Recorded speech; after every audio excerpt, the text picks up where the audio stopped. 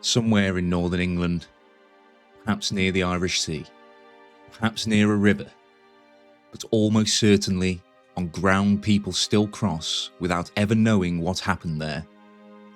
Two armies met in the year 937. On one side stood Æthelstan, king of the English, Alfred the Great's grandson, and the king who had taken York.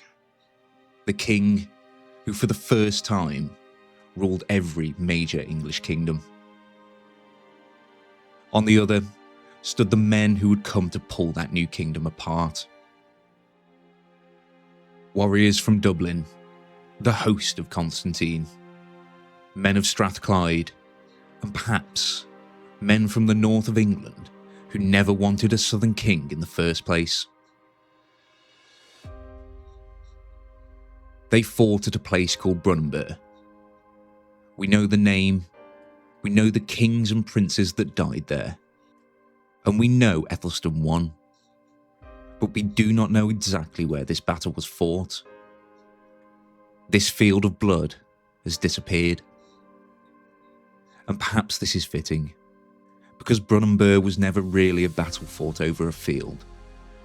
It was a battle over whether England would survive its own success.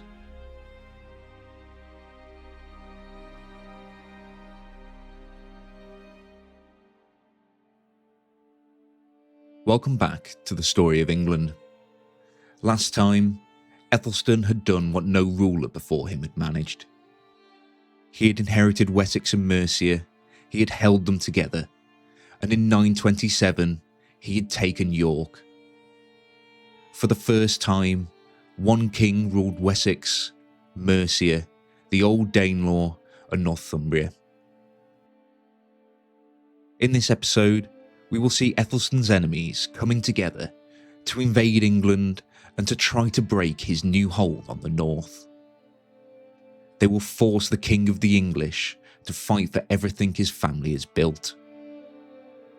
This is Brunanburh, the battle for England.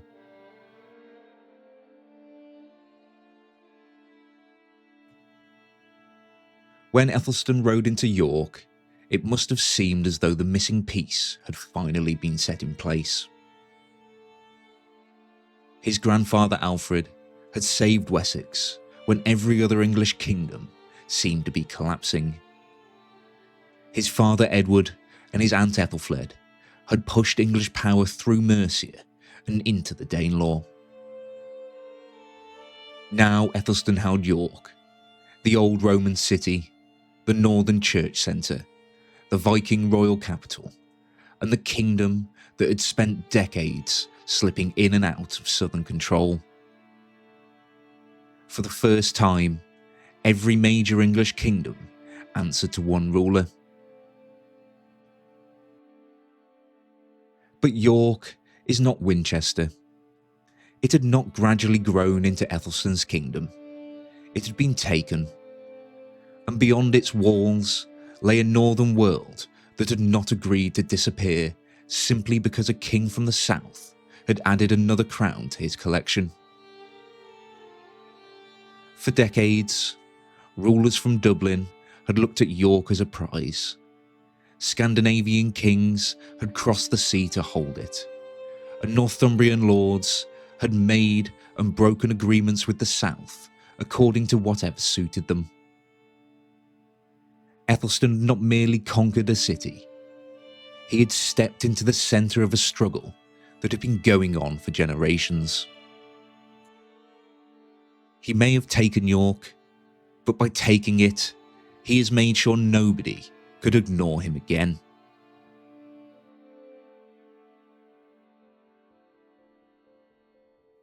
Æthelstan knew that taking York wouldn't be enough. He had to show that he could hold it. So later that year, he would call the rulers to Britain to him at Eamont, near the edge of the Lake District. There would come Constantine, king of the Scots, Owain, king of Strathclyde, and Hugh, one of the most powerful rulers in Wales.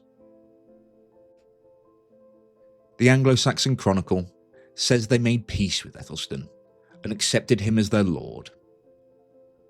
This is the language of a king's court, the language of victory, but it tells us something important. Æthelstan was no longer only the strongest king in England, he was becoming the ruler that every other king in Britain had to acknowledge. For Æthelstan, this must have seemed like proof that his conquest had worked. The kingdom from south of the Humber had arrived in the north. But from the other side of that river, it may have not felt like peace at all. It may have felt like humiliation. These kings had their own lands, their own followers, and their own ambitions. And now, a ruler from the south had taken York, marched north, and expected them to come and recognise his supremacy. For now they would, but only because Æthelstan was strong, because his armies were nearby, and because resistance was futile. But a peace made under pressure is not the same as loyalty. Each of them will be watching and waiting for their moment to strike.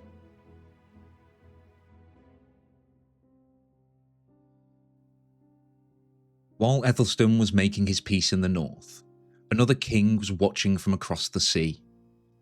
Olaf Guthfrithson, King of Dublin. Dublin was not a distant camp of raiders on the edge of the world. It was a strong kingdom, a wealthy port, and a trading centre connected by ships to all the kingdoms of Britain and Scandinavia. The Irish Sea was not a barrier between kingdoms, it was a road. Ships crossed it constantly, carrying trade and wealth between its shores. A defeated ruler could flee York and find safety in Dublin, or a king in Dublin could gather a fleet and appear on the English coast before his enemy even knew he was coming. For Olaf, York had never been that far away. It was tied to Dublin by sea routes, family connections, and decades of conflict. Rulers from the Irish Sea had held York before, and others had tried and failed to hold it. Its wealth, its position, and its place at the centre of Northumbrian politics had made it one of the greatest prizes of the age, and Æthelstan had just walked in and taken it. Olaf had every reason to see this as a challenge.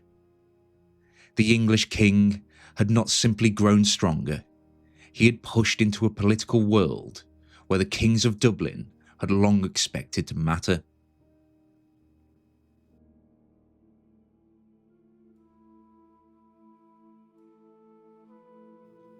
In the years after Æthelstan took York, Olaf Guthfrithson would marry a daughter of Constantine, King of the Scots. They may have been separated by sea, language, and different ambitions, but both had watched Æthelstan take York, both had watched him summon kings to Eamont, and both had seen the English king begin to act as if the whole of Britain belonged under his authority. So when the time came to move against Æthelstan, they will move together.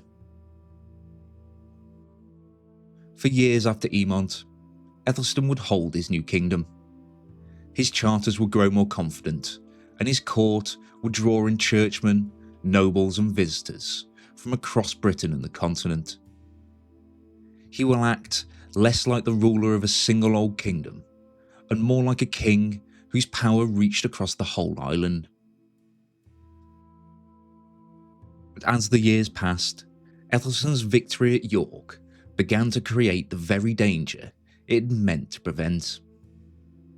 Because it gave Æthelstan's enemies time to think, time to talk, and time to decide that if they ever meant to stop him, they would have to do it together. By 937, that moment had come. Olaf would bring men from Dublin and the Irish Sea. Constantine would bring the strength of the Scots, and Owain and Strathclyde would march to join them. Somewhere in the north, an alliance began to gather with just one purpose: to break Æthelstan's power.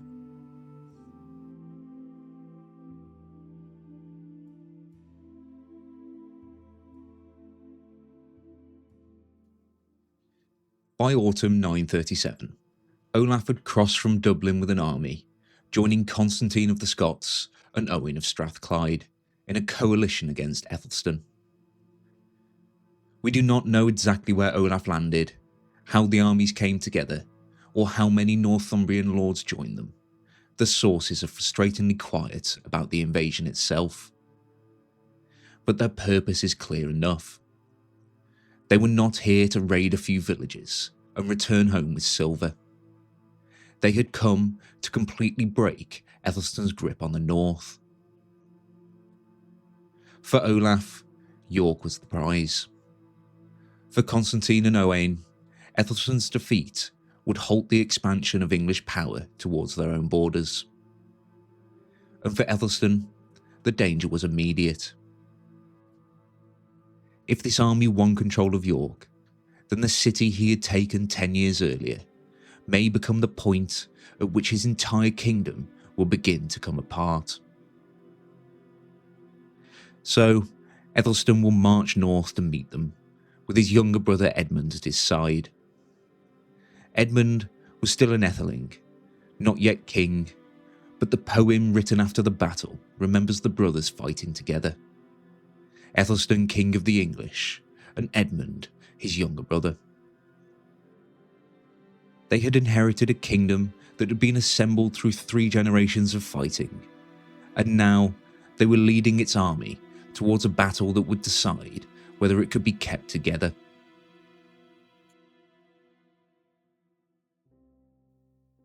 Sometime in late 937, Æthelstan would find the army he had been marching to meet at a place called Brunanburh.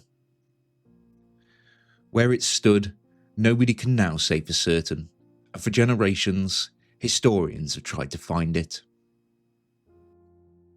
One of the strongest arguments places the battle near Brunanburh, on the Wirral, close to the River Mersey and the sea routes linking Dublin to northern England. But other sites have been suggested, and none have been proved beyond doubt. The people who first wrote about Brunanburh did not explain where it was. They did not need to. Their audience already knew. For us, this is frustrating. We want to find the field, to stand where Æthelstan stood, and to look across the ground and say that this is where the army of Dublin, Scotland and Strathclyde met the King of the English. But the place itself has been lost, and all that remains is what happened there. We cannot know how many men stood on either side, as the later sources give us no number that we can trust, but this was no small encounter between a few local lords. Æthelstan had called on a kingdom he had spent more than a decade building, and men will come north from Wessex, Mercia, from the old Danelaw, and perhaps from Northumbria itself. Some will have English grandfathers, others Danish ones, but they were now all marching beneath the banner of the King of the English. Across the field stood the great coalition that had come to break this kingdom apart. Olaf's men from Dublin and the Irish Sea, Constantine's army from Alba, and the warriors of Strathclyde. Most men on both sides would have fought on foot, the riches in mail and helmets, while others only a spear and a shield. But once the armies closed, wealth would matter less than the men standing beside you. Because a battle like this was fought at close range, shield against shield, spear against spear, men pushing forward because the men behind them were pushing too. And once the lines closed, there was no room for escape.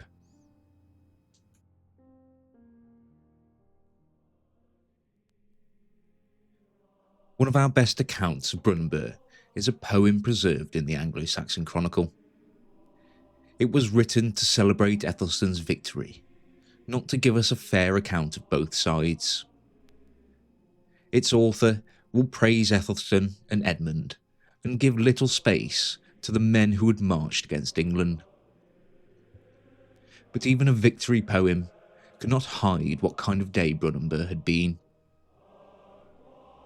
It opens by saying that Æthelstan won everlasting glory at Brunanburh, and then tells us that the sons of Edward clove the shield wall and hewed the battle shields with hammered swords. This is not a perfect map of the battle, and we should not imagine the poets standing close enough to see every movement. But it does tell us how the English wanted the victory to be remembered. Not as an easy triumph, but as a struggle in which an invading army had met the king of the English and had been broken. Once the two armies came together, the battle would have become a fight measured in yards. Men pressed behind shields, trying to force a way forward with spear and sword. A line could hold for a long time, until one small part of it gave way. A man falls, and the people beside him will try to close the space. But the enemy before them will see the gap, and suddenly the line that had seemed solid will begin to bend. The poem says that the fighting ran from sunrise until the sun finally sank at evening, and it describes a field dark with blood. Again, this is poetry, but it does make the victory seem vast and terrible. It tells us that Brunanburh was no quick collapse. Olaf, Constantine and Owain had brought together a serious army. They had come to destroy Æthelstan's hold on the north, and for hours the result must have remained uncertain. But some point late in the day, the coalition must have begun to break. We do not know exactly how. Perhaps one part of the line gave way and exposed the men beside it. Perhaps the armies of different kings could no longer hold together under the pressure. Or perhaps Æthelstan's force was simply stronger on the day. The sources do not let us recover these final moments, but they do tell us what followed. The poem says that 5 young kings lay dead upon the battlefield, along with 7 of Olaf's earls and the uncountable host of Scots and seamen. The message is clear. The leaders of this coalition have suffered greatly. Constantine survived the battle, but his son did not. And the poem will remember the aging king leaving the field without cause for celebration, stripped of friends, kinsmen, and forced to leave his son among the dead. Olaf will escape with what remained of his force and made for his ships. From there, he will cross the Irish Sea back to Dublin. Æthelstan and Edmund were left in possession of the field. The poet ends as early medieval poets often did, with ravens, eagles and wolves coming to feed on the dead. It is familiar imagery, but it lies behind something real.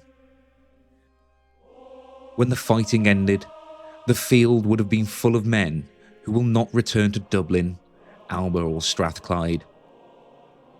For Æthelstan, Brunanburh was the greatest victory of his reign. For many caught within it, it was simply the place where battle began, but their lives ended.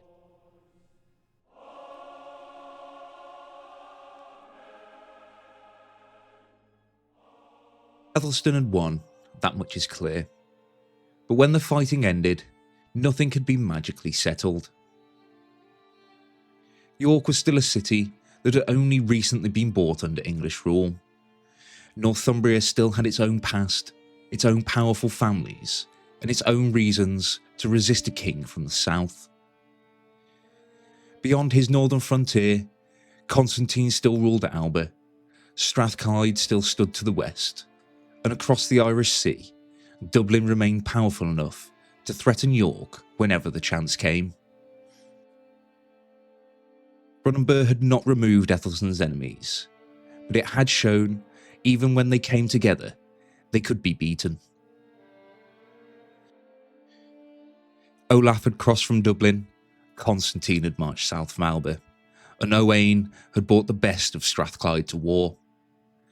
Between them, they gathered the strongest army to challenge Æthelstan's new kingdom. And yet they had failed. If Æthelstan had lost, York might have fallen back into Viking hands. And once York was gone, Northumbria would have followed.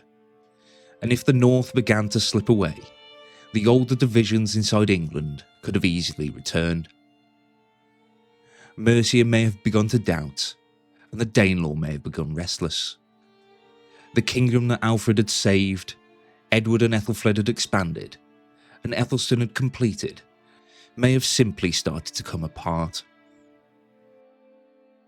Instead, Æthelstan held it together, and he was no longer simply the king who had taken York. He was the king who had defended it when the rulers of Dublin, Alba, and Strathclyde had joined forces to take it from him. The army that fought beside him mattered too. Men from Wessex, Mercia, and the former Danelaw had marched beneath one royal command, not because the old divisions had vanished, but because Æthelstan's kingdom had become strong enough to call them together when it mattered. The poet who celebrated Brunanburh understood that. The poem in the Anglo-Saxon Chronicle does not treat the battle as just another argument between kings. It reaches back to the first English settlers who crossed the sea into Britain, placing Æthelstan's victory within a much older story. This is the poet's way of saying that something larger had been defended at Brunanburh. But we should not mistake this for the birth of modern England. England in 937 did not have settled borders, did not have a single language or a single identity. It was a kingdom still being made, held together by conquest, law, alliances, religion and force. Brunanburh did not complete that work, but it did make sure there was still a kingdom left to complete it.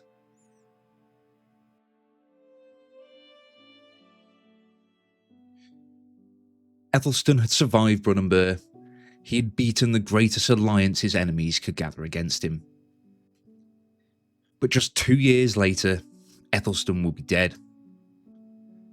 He died at Gloucester on the 27th of October, 939, and we do not know what killed him.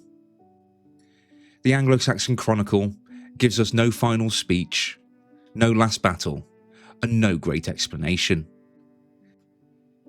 It simply records that King Æthelstan died.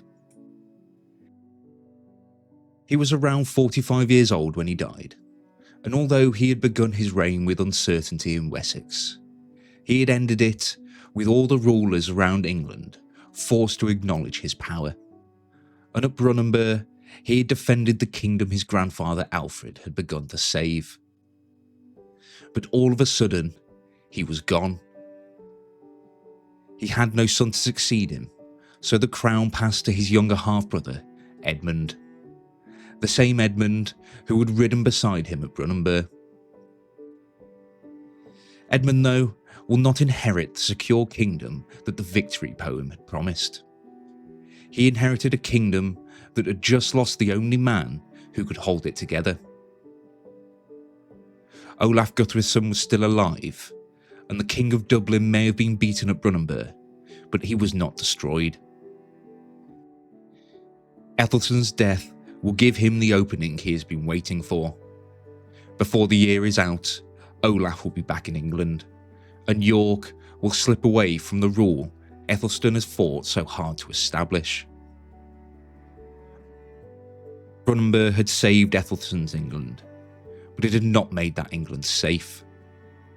Next time, we will see Edmund become king, Olaf return, and the battle for the north begin all over again.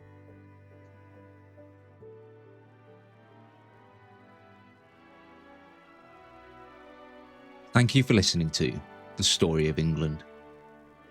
If you've enjoyed this episode and would like to hear the rest of the journey, please follow or subscribe to the show and consider leaving a rating or a short review wherever you get your podcasts. It really helps other listeners find this series. Thank you once again. I've been Joe Evans, and this is The Story of England.